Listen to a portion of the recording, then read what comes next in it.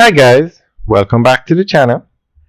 Today we're driving on the Northern Coastal Highway and we're going through the town of Prairie. Maybe it's more of a district. Now this road is the longest road in Jamaica. It takes you from Port Antonio to Negril, the Northern Coastal Highway. It runs along the entire north coast of Jamaica. And the government is going to be spending $124 billion to expand this road to 4 lanes.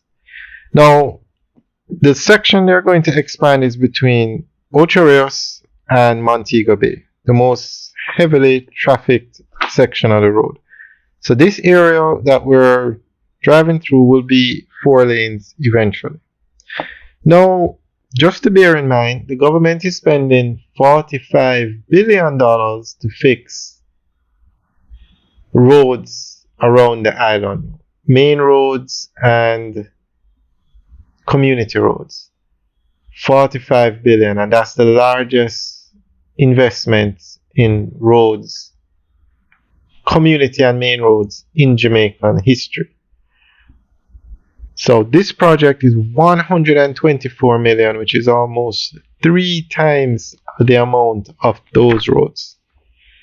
So this is going to be the most expensive capital expenditure project in Jamaican history.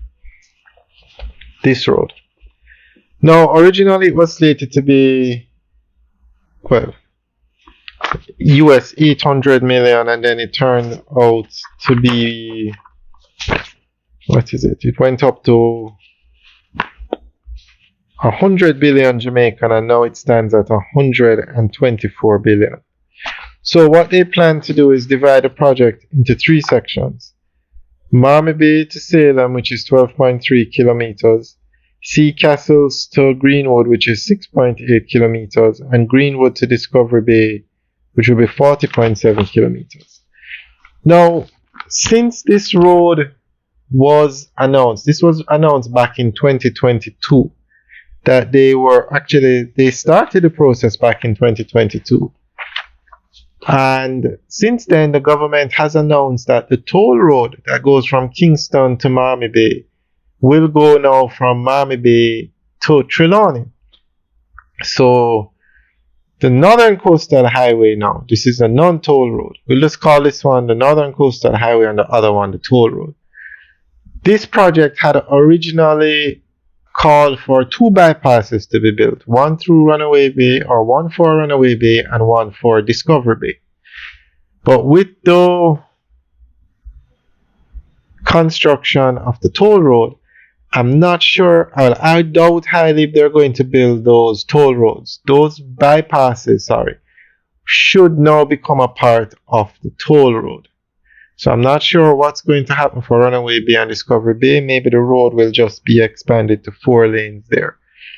But as is the case with other areas, in Old Harbour, they were building a bypass, and then when they started the construction of the highway, the bypass became a part of the highway. So it's something that happens quite often. So I'm just assuming that those bypasses will not be built for the Runaway Bay and Discovery Bay as a part of the Northern Coastal Highway project. I think they will be a part of the toll road project. Alright, so this road now, the north-south, the expansion of the north-south, the Northern Coastal Highway. A memorandum of understanding was signed between the Jamaican government and the IFC in April of 2022. The government entered into a FASA in October 2022, and that was a Financial Advisory Services Agreement. And this agreement is for the development of the project. And FASA allows a legal consulting arrangement to be made. Now, under the FASA, the IFC will provide a full service advisor that assists the government in all steps: project structuring, implementation of the project, improvement, and maintenance. And as we said earlier, it's 3 sections: Marmy Bay to Salem, Sea Castles to Greenwood, and Greenwood to Discovery Bay. Well, I think those are probably going to be the bypasses. Sea Castles, And then the services include detailed technical services, legal, financial, environmental, social studies, designing the bidding process, implementing a competitive tender that results in a bankable project for investors. Basically, they're going to tell the investors how they're going to get back their money. And the IFC is the international finance component of the World Bank. So in 2024, the requests for qualifications and information were sent out, and in 2025, they're supposed to select pre-qualified bidders. And this is going to be a public-private partnership.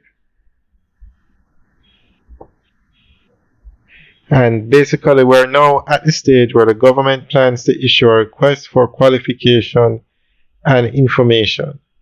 So I guess that wasn't done in 2024. It's going to be done in 2025. And then they plan to select the pre-qualified bidders. Now, this is the same process that they followed for the construction of Highway 2000. Sent out the pre-qualified bids. Interested companies would send in their bids, and then the pre-qualified ones would be announced, and then from that list they select the contractor. However, I'm not sure why they're going through all of this. It's going to go to China Harbor Engineering Company. I guess they have to go through a formal process, but I'd be very surprised if any company other than China Harbor Engineering Company did this work. And as a matter of fact, alright guys, so let us know what you think about the expansion of this road. Leave your comments in the section below. Alright guys, have a good day.